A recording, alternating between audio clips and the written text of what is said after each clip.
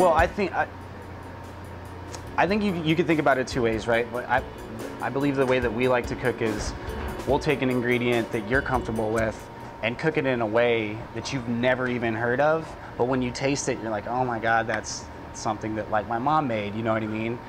And I think that that's the best way to get a diner to try something that they haven't tried. Like if you're cooking sweetbreads and you wanted to do like Kung Pao sweetbreads and glaze them in Kung Pao and do it like a dish like that, they're gonna try the offal dish because they know what Kung Pao is, right?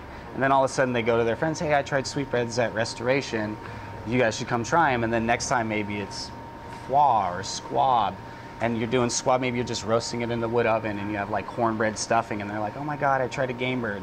And maybe it's like pigeon next, right? And all of a sudden, you know, a year later, these people have tried all these different things and their minds are open because they're starting to understand the flavors of like more gamey stuff or more like stuff that they generally wouldn't eat, but we're cooking it in a way that maybe their mom was cooking something when they were little, and it like puts their mind to that place, right? You know, comfort food with a twist, I guess.